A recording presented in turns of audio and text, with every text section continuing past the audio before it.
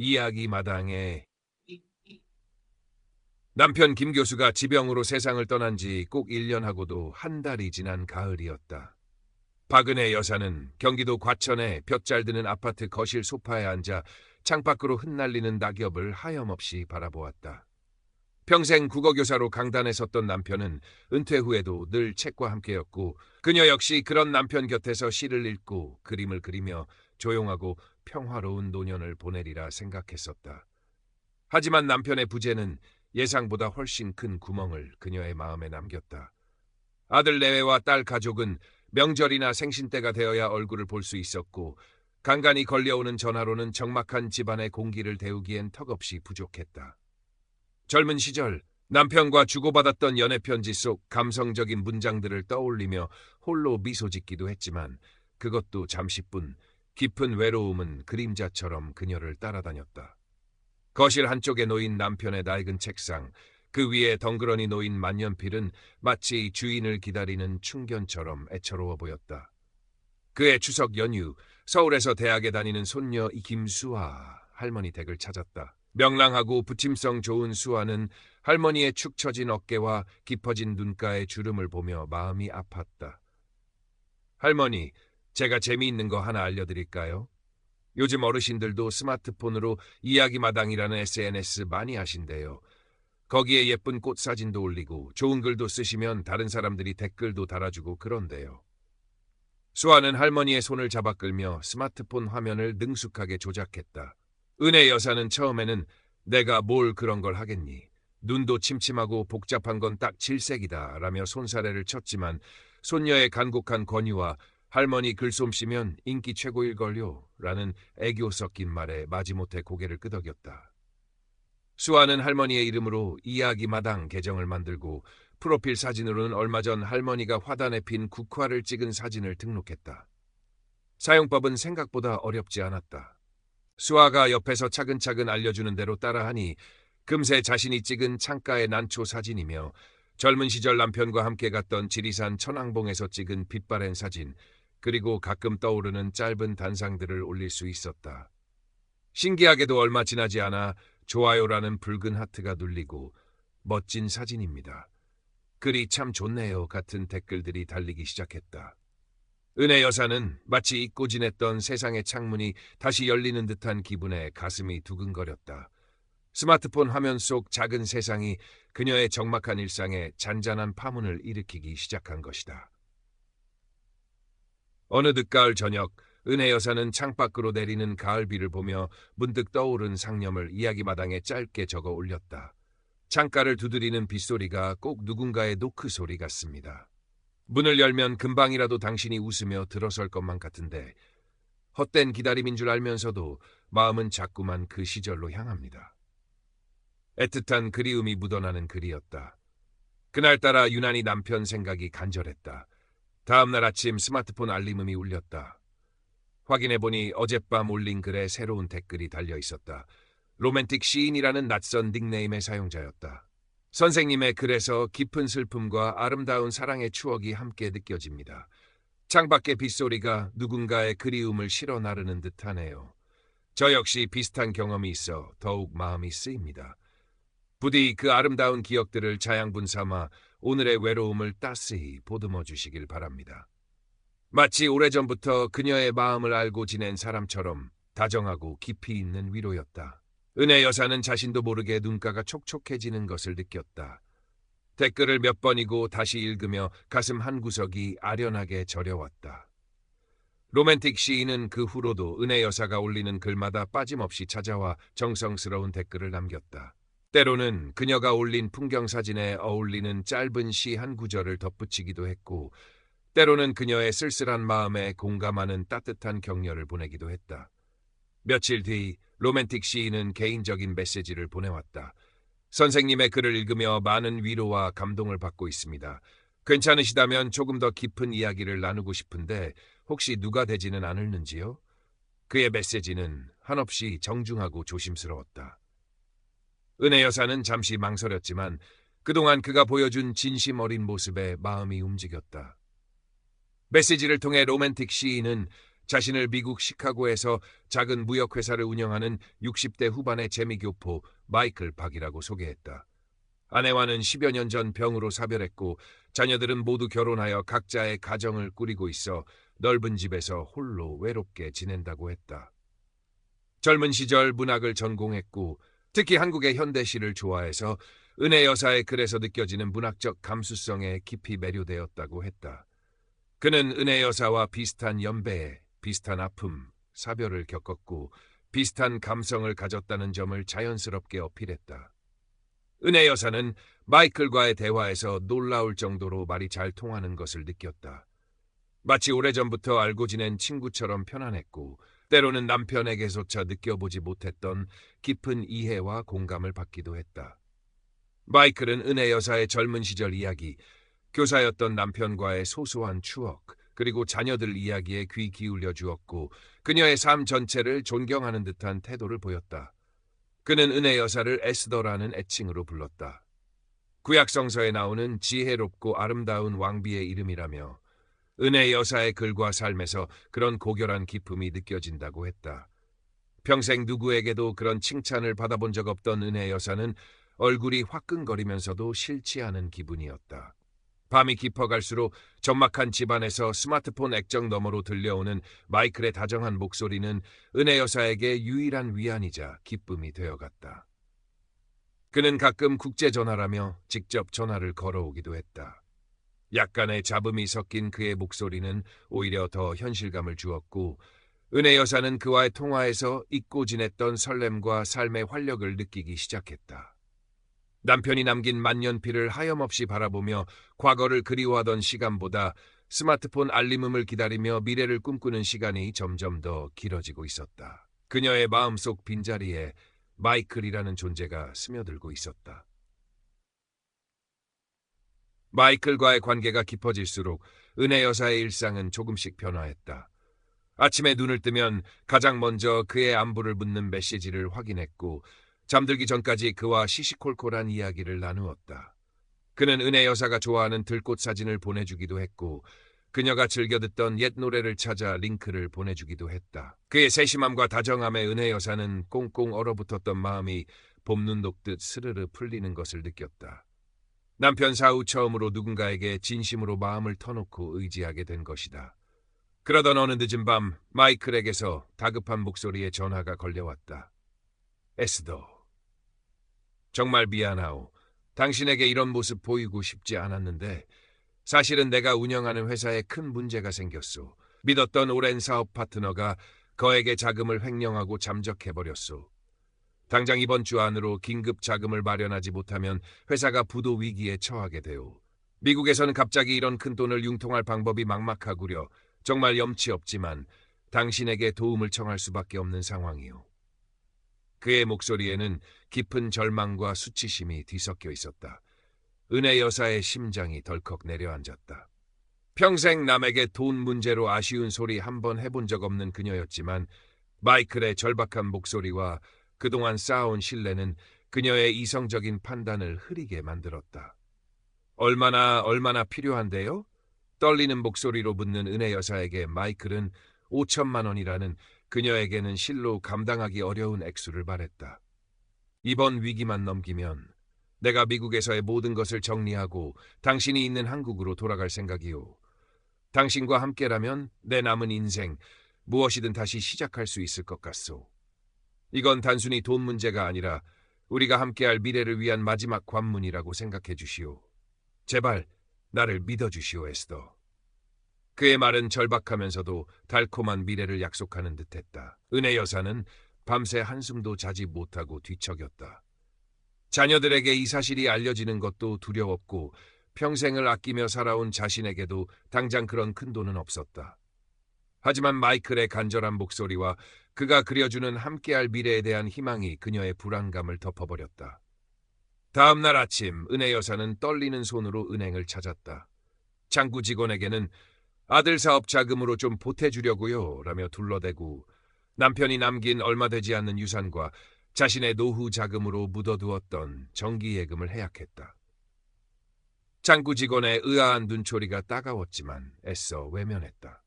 그녀는 은행에서 찾은 현금 5천만 원을 마이클이 알려준 한 번도 들어본 적 없는 낯선 이름의 젊은 여성 계좌로 송금했다. 마이클은 자신의 개인 계좌가 세무조사 때문에 묶여 있어 어쩔 수 없이 지인의 계좌를 이용해야 한다고 설명했었다. 송금 확인 버튼을 누르는 순간 심장이 거세게 방망이 질치고 손끝이 차갑게 식어갔다. 과연 이것이 옳은 일일까 하는 불안감이 다시 한번 엄습했지만 고지어 걸려온 마이클의 안도하는 목소리. 고맙소, 에스더. 당신은 내 생명의 은인이요. 이 은혜는 평생 잊지 않겠소 라는 말에 애써 불안감을 털어냈다. 하지만 그것은 시작에 불과했다. 얼마 지나지 않아 마이클은 또다시 다급한 목소리로 연락해왔다. 횡령한 직원이 해외로 도피하는 과정에서 추가적인 문제가 발생하여 긴급 자금이 더 필요하다는 것이었다. 이번에는 3천만 원이었다. 은혜 여사는 이미 너무 많은 돈을 보냈기에 거절하고 싶었지만 이미 여기까지 왔는데 여기서 멈추면 모든 것이 물거품이 되고 당신이 보내준 돈도 찾을 수 없게 되오. 조금만 더 힘을 내주시오. 라는 그의 말에 또다시 무너졌다. 그녀는 자녀들 몰래 오래된 보험을 해약했고 심지어 장롱 깊숙이 넣어두었던 결혼 예물까지 처분할 생각을 하기에 이르렀다. 주말에 할머니 댁을 찾은 수아는 할머니의 얼굴이 눈에 띄게 수척해지고 표정이 더욱 어두워진 것을 발견했다. 밤늦도록 누군가와 심각한 내용의 통화를 하거나 스마트폰을 붙들고 깊은 한숨을 쉬는 모습도 자주 목격했다. 할머니 방 서랍에서 우연히 보게 된 통장에는 이해할 수 없는 큰 금액들이 짧은 기간에 여러 차례 빠져나간 기록들이 선명하게 남아 있었다. 할머니, 요즘 무슨 안 좋은 일 있으세요? 얼굴이 너무 안 좋아 보이세요. 혹시 누구한테 돈 빌려주신 거라도 있으세요? 수아가 조심스럽게 묻자 은혜 여사는 버럭 화를 내며 내가 뭘 안다고 함부로 떠드니 어른들 일에 신경 꺼 내 공부나 열심히 해 라며 방문을 쾅 닫아버렸다.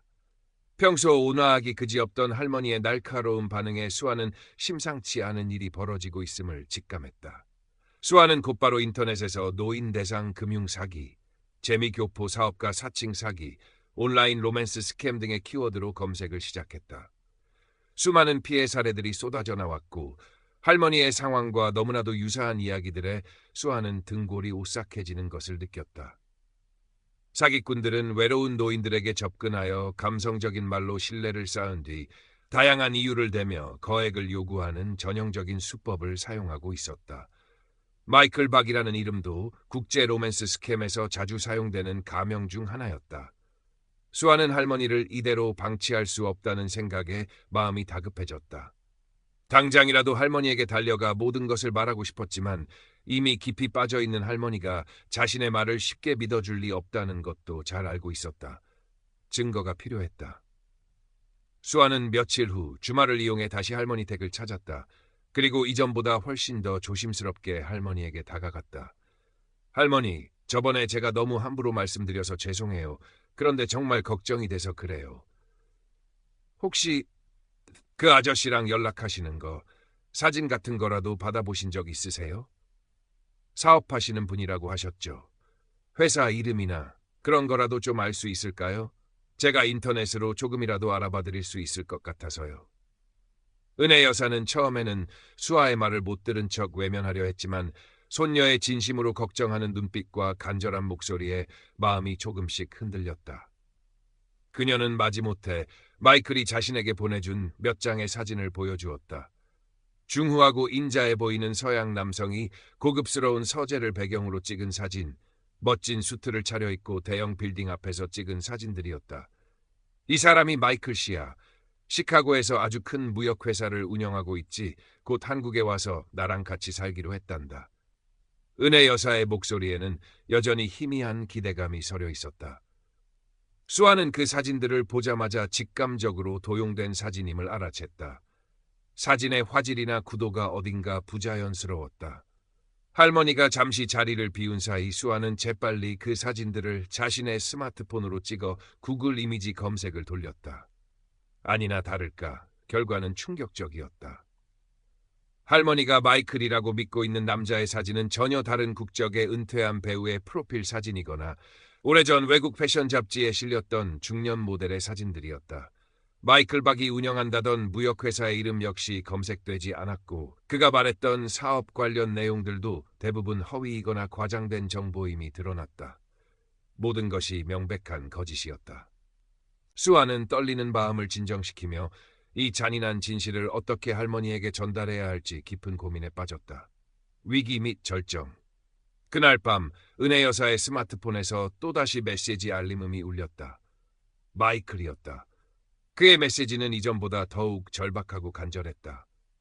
에스더, 드디어 모든 준비가 거의 다 끝났소. 이제 정말 당신을 만나러 한국으로 갈 수 있게 되었소. 하지만 마지막으로 아주 작은 문제가 하나 생겼소. 비행기표와 한국에서의 초기 정착 자금, 그리고 당신에게 줄 아주 특별한 선물을 준비했는데 그 비용이 예상보다 조금 더 들게 되었소. 이번이 정말 마지막 부탁이오. 1,000,000원만 더 보내주시오. 이 돈만 있으면 나는 당장 내일이라도 당신 곁으로 날아갈 수 있어. 당신 명의로 된 작은 아파트라도 있다면 그걸 담보로 잠깐만 융통해주면 금방 해결될 수 있는 금액인데 우리의 영원한 행복을 위해 딱 한 번만 더 나를 믿어주시오. 당신 없이는 나도 더 이상 살아갈 의미가 없소. 그의 메시지는 마치 잘 짜인 연극의 마지막 대사처럼 은혜 여사의 마지막 남은 이성마저 뒤흔들려 했다. 평생을 살아온 남편과의 추억이 깃든 이 집을 담보로 잡히라는 말인가. 은혜 여사는 스마트폰을 손에 쥔 채 그대로 얼어붙었다. 수아는 더 이상 시간을 지체할 수 없다고 판단했다. 할머니가 또다시 사기꾼의 가머니설에 넘어가 돌이킬 수 없는 선택을 하기 전에 막아야 했다. 수아는 조용히 할머니 방으로 들어가 할머니가 잠든 사이 스마트폰에서 마이클과의 대화 내용, 그가 보낸 사진들, 그리고 그가 알려준 송금 계좌번호 등을 몰래 촬영하거나 캡처했다.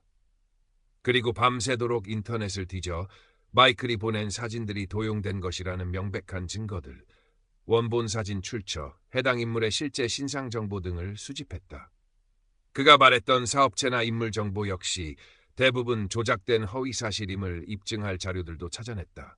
다음 날 아침 수아는 부모님 은혜 여사의 아들 레웨에게 자신이 밤새 수집한 자료들을 모두 보여주며 도움을 요청했다. 처음에는 설마 어머니가 그런 사기를 당하셨을 리가 없다며 반신반의하던 아들 레웨도 수아가 제시하는 구체적이고 명백한 증거들과 함께 어머니의 최근 이상 행동들과 이미 수천만 원이 송금되었다는 사실을 종합하며 사태의 심각성을 깨닫고 경악을 금치 못했다. 더 이상 어머니 혼자 감당할 문제가 아니었다. 온 가족이 은혜 여사의 집으로 다시 모였다. 거실에는 숨 막히는 침묵만이 흘렀다. 아들은 떨리는 목소리로 어머니에게 조심스럽게 사실 확인을 요청했고 며느리는 옆에서 눈물을 글썽이며 은혜 여사의 손을 잡았다. 수아는 자신이 밤새 찾아낸 증거들을 하나하나 스크린에 띄워가며 설명하기 시작했다. 마이클 박이라는 인물의 허구성, 인터넷에서 도용한 사진들, 존재하지 않는 유령 회사, 그리고 국제 로맨스 스캠의 전형적인 수법과 피해 사례들까지. 은혜 여사는 처음에는 너희들이 지금 나를 모함하는 것이냐? 그 사람은 절대 그럴 사람이 아니다. 너희들이 뭘 안다고 함부로 짓거리느냐라며 격렬하게 저항했다. 자신이 지난 몇 달간 진심으로 믿고 의지했던 사랑과 미래에 대한 약속이 한순간에 부정당하는 것에 대한 본능적인 반발심이었다.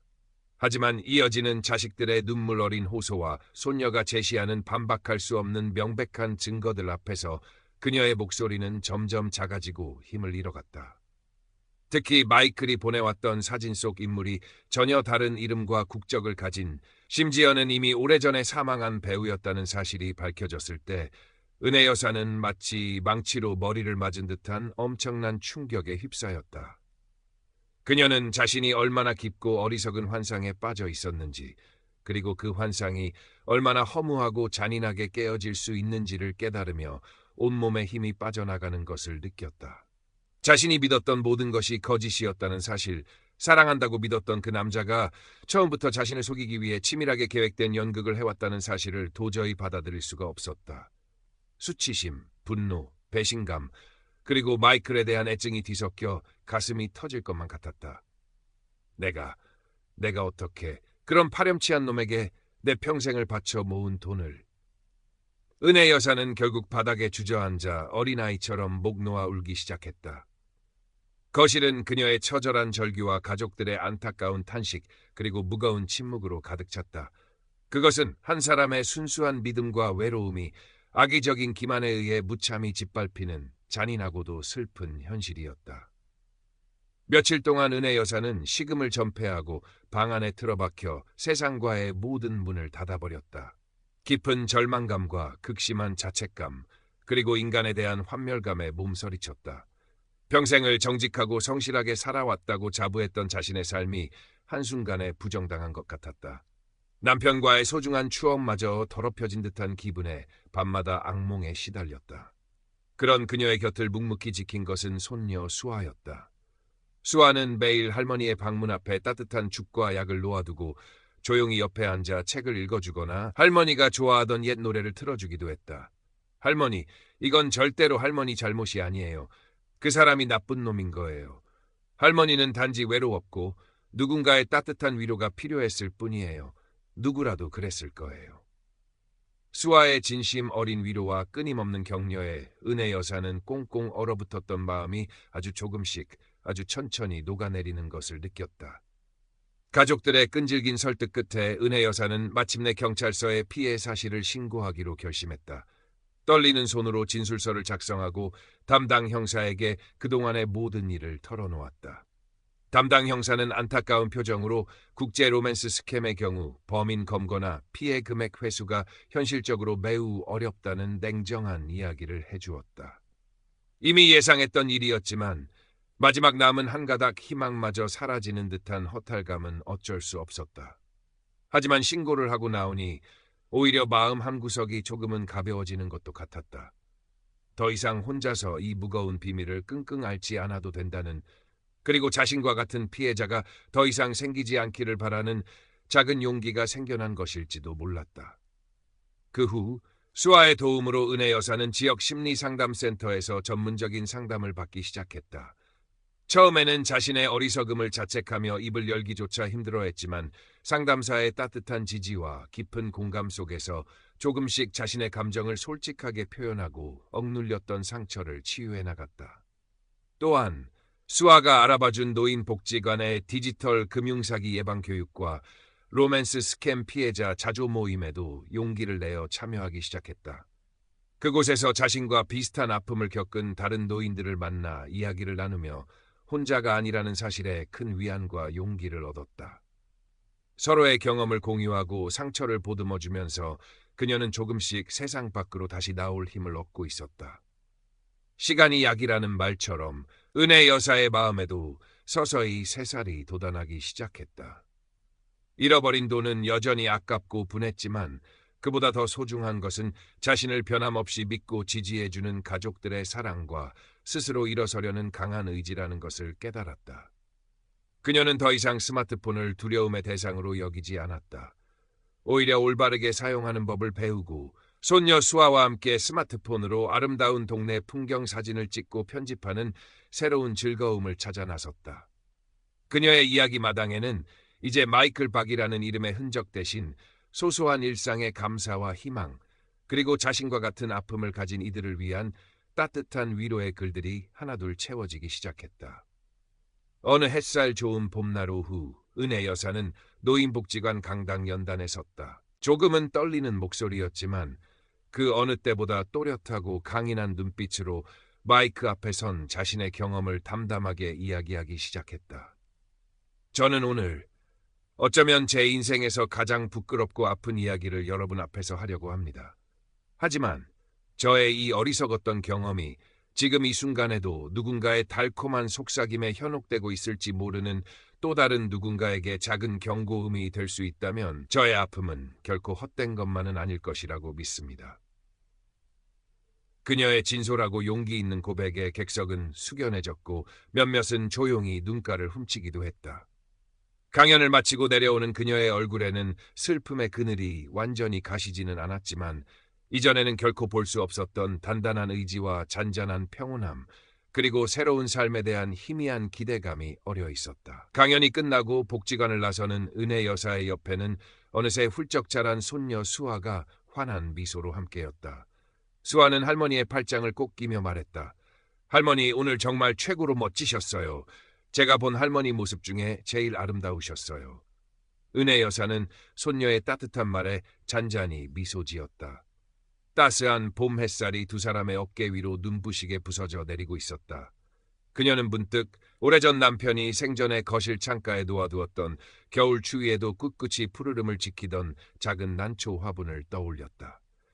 모진 시련 속에서도 삶의 의지를 놓지 않았던 그 작은 생명처럼 그녀 역시 이제 다시 한번 아주 천천히 그러나 분명하게 자신의 삶을 향해 앞으로 나아갈 준비를 하고 있었다. 스마트폰 화면 너머의 거짓된 낙원이 아닌 바로 지금 그녀 곁에 있는 소중한 사람들과 함께 만들어갈 진짜 행복을 향해서.